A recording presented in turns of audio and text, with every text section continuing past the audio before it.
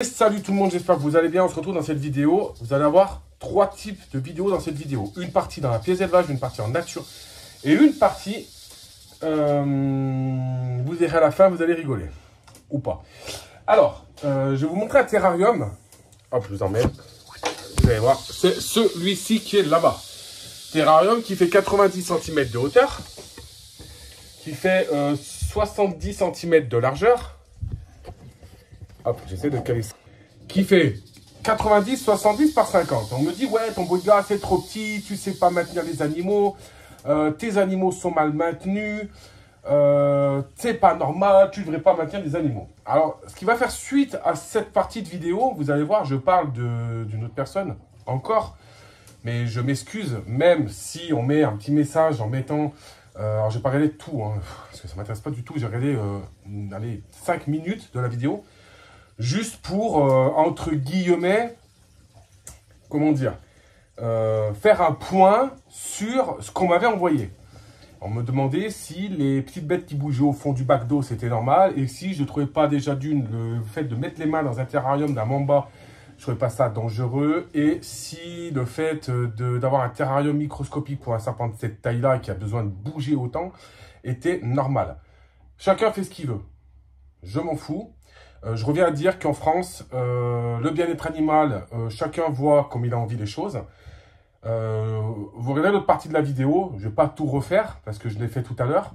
Je vais juste apporter quelques précisions en fait, tout simplement parce que je vois déjà arriver les personnes et j'ai vu des commentaires aussi le dire. Chacun montre ce qu'il veut en vidéo, il n'y a aucun problème.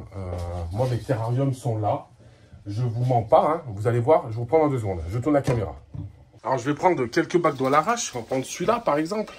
Celui-ci, qui est juste là. On va prendre celui-ci. Hop, celui-ci. Voilà, je viens d'arriver, hein. Celui-ci. Voilà, celui-ci. Bon, il y a un peu de terre, il y a un peu de copeaux. Voilà, voilà, voilà, voilà. Voilà, je vous montre. J'en dirai pas plus. Et salut, j'espère que vous allez bien. On se retrouve dans cette vidéo en nature pour faire un petit point sur un commentaire que j'ai eu et sur une photo qu'on m'a envoyée. Alors, un collègue m'a fait une photo, m'a envoyé un screen avec quelque chose. Et dans la même foulée, sur ma vidéo, j'ai eu un commentaire, pour aller voir dans la dernière vidéo que j'ai fait, où la personne me pose une question sur quelqu'un. Donc, je ne dirai pas le nom, comme vous savez, comme d'habitude, pour éviter de froisser les gens, parce que les gens sont assez susceptibles sur Internet.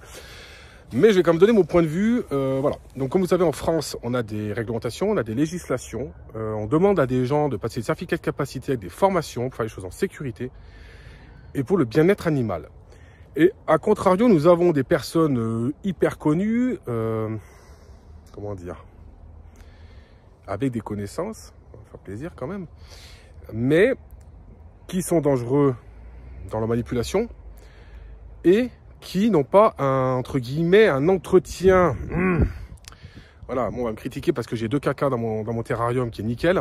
Et là, on a eu, donc je vous mettrai la photo si je peux, d'un bac d'eau récemment qui a été mis dans une vidéo où la personne passe devant le terrarium d'un mamba, vitre ouverte, la main devant. Donc je trouve que s'amuser à jouer avec le feu, tu vois, comme ça, à faire des gestes, montrer des trucs à la con. Que l'animal, on le connaisse, voilà, je veux bien, mais un mamba, c'est très rapide. Le comportement, on ne peut pas du tout le prévoir, c'est imprévisible. Et c'est quelque chose de très dangereux. Donc, pour répondre à la question de la personne qui m'a posé ça en commentaire.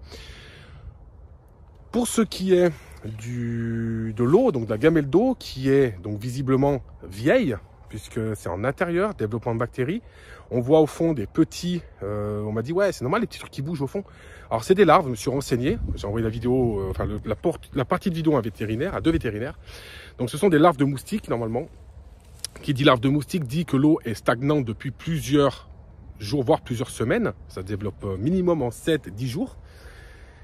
Et on remet de l'eau par-dessus. Qui dit apporte virus, apporte bactéries supplémentaires.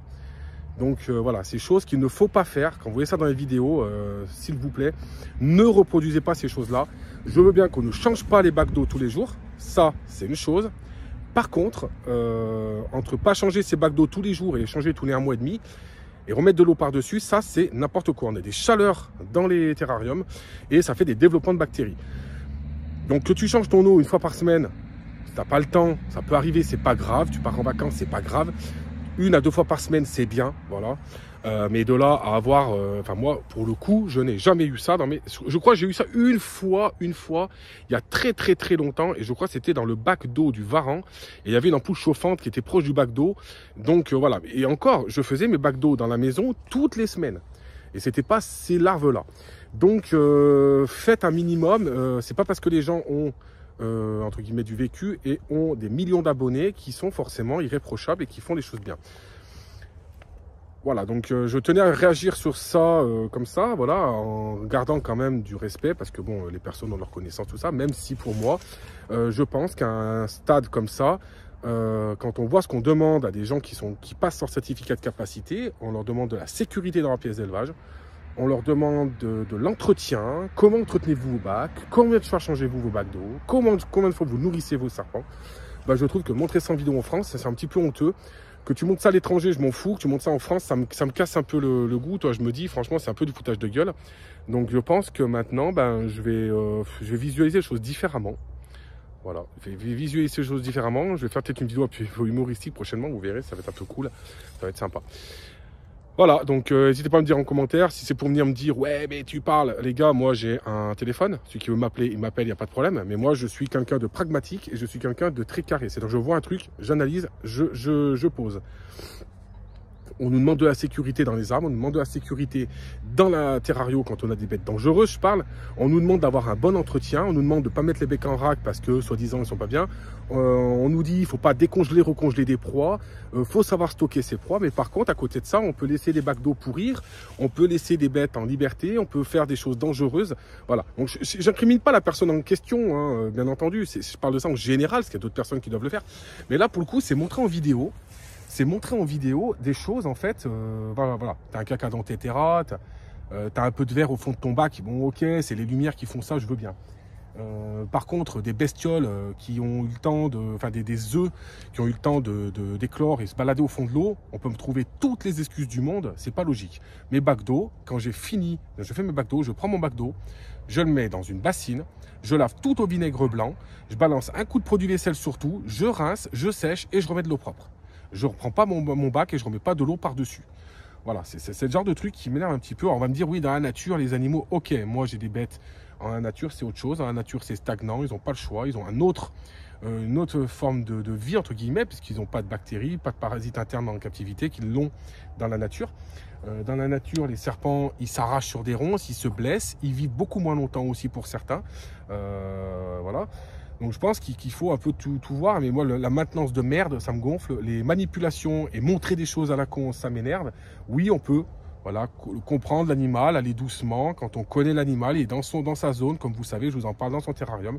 Mais venir passer la main comme ça, montrer des gestes devant une bête qui potentiellement, qui est mortelle d'ailleurs, pas potentiellement pour le coup, qui est mortelle, je trouve que c'est pas une bonne publicité. C'est dommage parce que c'est des gens qui ont des connaissances, c'est des gens qui pourraient montrer de belles choses, qui ont d'énormes connaissances, et je trouve que c'est gâché, voilà, c'est un peu dommage, mais c'est un petit peu voilà, c'est la terrario d'avant, chacun fait ce qu'il veut chez lui.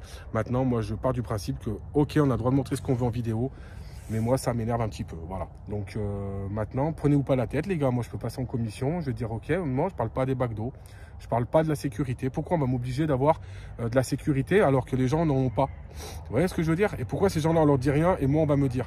Donc voilà un petit peu les retours que j'ai, les personnes qui viennent en stage, les personnes qui me posent la question et qui me disent ouais mais regarde, tout le temps on me dit ça en fait. Ouais mais à l'étranger c'est une chose. En France, on nous dit il faut suivre les réglementations. Faut que tout le monde le fasse. Et j'ai l'impression qu'en fait, on peut montrer les choses à ciel ouvert. Les gens tatouent dans leur chambre sans gants sur TikTok. Tout le monde s'en fout. Voilà. Toi, tu as un shop pour me casser les couilles. Toi, tu es capacitaire. On vient de prendre la tête à faire des réflexions. Alors que les mecs sur TikTok balancent qu'ils ont des serpents, des migales.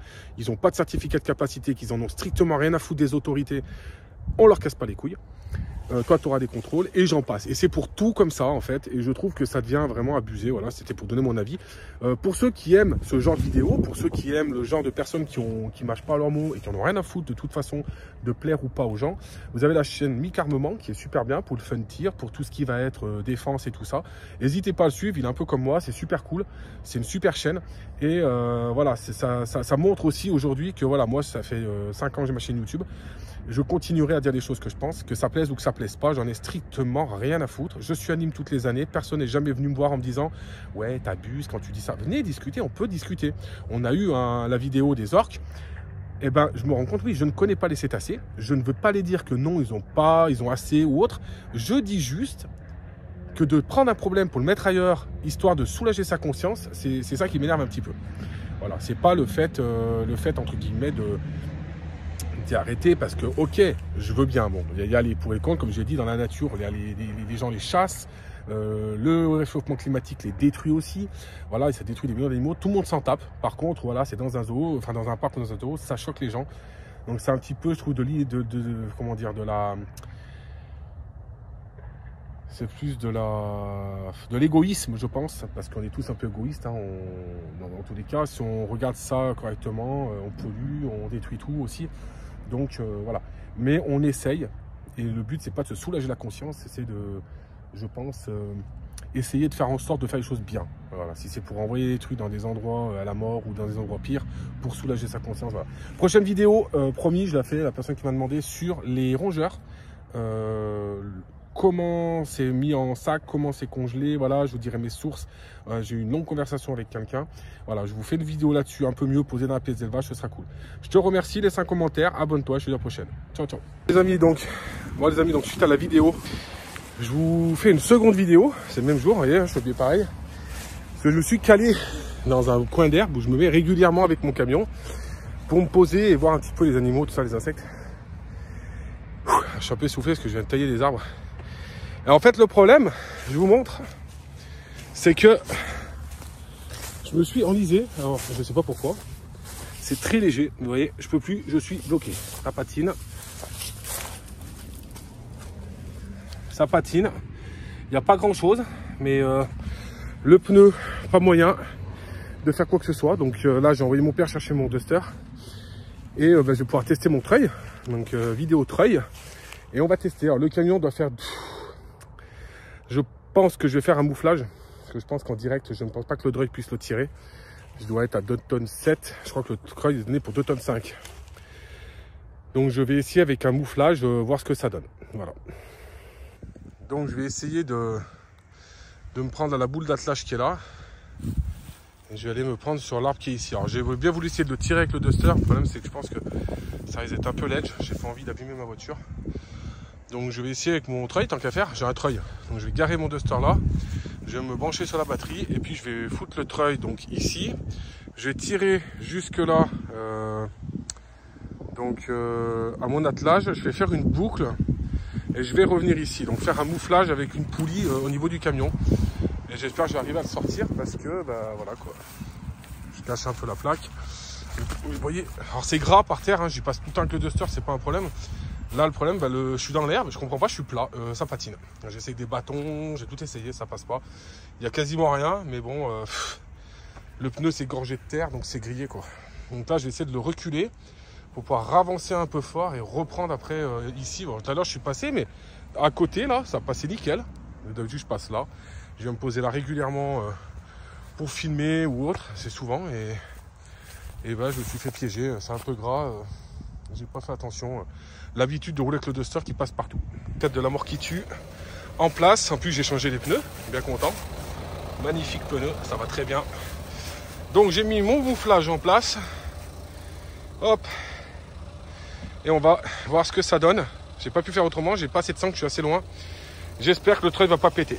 Et ça force. Hein. Putain, le camion 3 tonnes. Et heureusement qu'il y a le père dans le camion.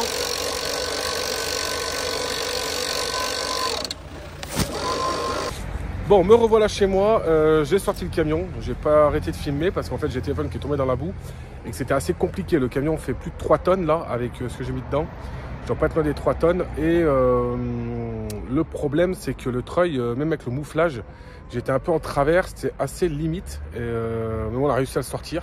Donc le treuil validé, hein, bien entendu. Petite vidéo rapide. C'est pas prévu, j'en ferai de mieux avec le Duster. En tout cas, avec mouflage, j'ai sorti le camion, de la boue, ça l'a tiré.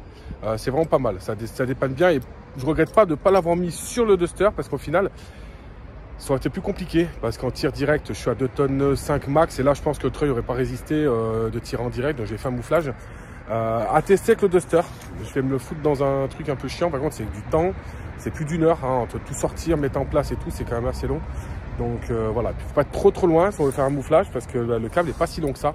Le câble doit faire 10 mètres, je pense. Donc voilà, pas bien assez long. Allez, merci de regarder la vidéo. On se retrouve pour un autre test un peu 4x4 et un petit peu treuil d'ici quelques temps. Salut, salut.